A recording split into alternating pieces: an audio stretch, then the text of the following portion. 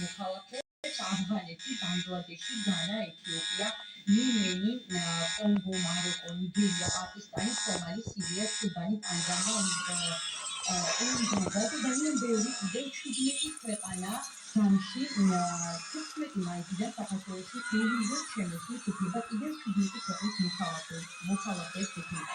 როგორ უყურებთ ამ გადაწყვეტილებას და რის ინტერესებში შეიძლება იყოს ასეთი გადაწყვეტილების მიღება და მისაღებია კი არა, რომ მრავალი ხოლა ნამდვილად აფრიკის ქვეყნის საქართველოში ტელევიზიურ ჩამოსვლის უფლება მიიღოს.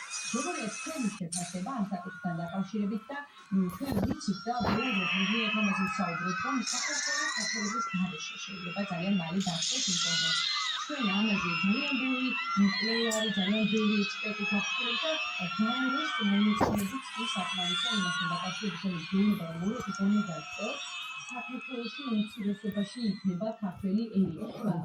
რას შეიძლება დავუკავშიროთ ასეთი ტიპის გადაწყვეტილების მიღება და დემოგრაფიული ცვლილება შეიძლება ამან გამოიწვიოს თუ არა? რამდენად საგანგაშოა ასეთი გადაწყვეტილების მიღება, როცა ჩვენ ვირუსები და თან აგრესიულებიც არიან.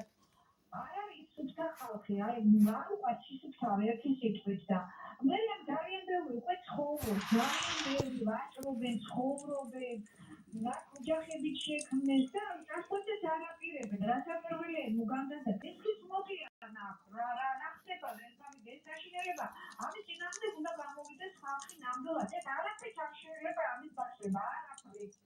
დიდი მადლობა თქვენ ძალისხმევის შეფასებისთვის, მით უფრო, როდესაც ჩვენ ვიცით, საქართველოს მოქალაქეები წლიდან წლამდე 100-ზე მეტი ადამიანი ტოვებს საქართველოს მიდის საზღვარგარეთ და იქიდან ძალიან ცოტათი ჩამოდის, იქ მუშაობენ, ცხოვრობენ და ჩვენ რას ვიღებთ აი ამ პროცესიდან, რომ ქართველები მიდიან საქართველოდან იმისთვის, რომ უკეთესი მომავალი შეექმნან და აქეთ ჩამოდიან პაკისტანელები, ინდოელები და ასე შემდეგ, თითქმის ძალიან ბევრი აზიური, აფრიკული ქვეყნებიდან ადამიანები, რომლებიც აი აქ მარტივად ცხოვრებას იწყებენ, ბინადრობენ, თითქმის ყველაფერი მარტივად მისაღებია მათთვის ჩვენი ქვეყნები.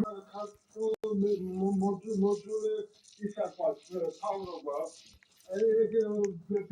ეგეთწოდებული ბიზნესმენი მაგალითად გასულ პარასკევს რომ გადაცემა ჰქონდა იმაზე ყვავის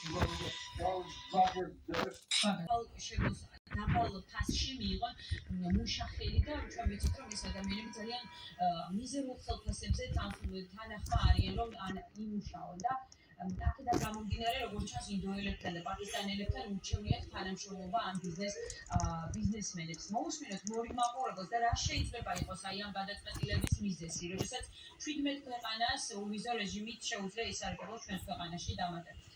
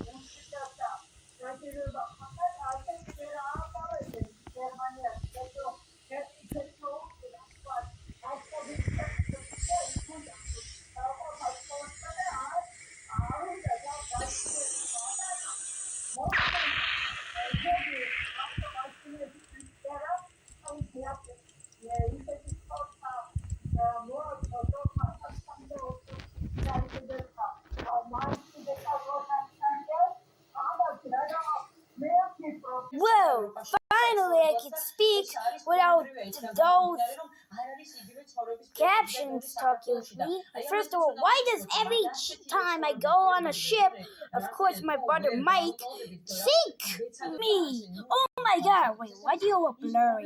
No matter, I'm the one who suck all of those ships you and Mike experienced.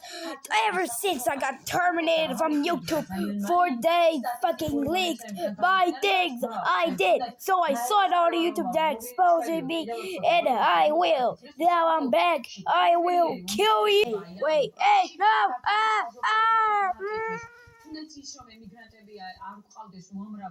Well, that was so annoying to get rid of him.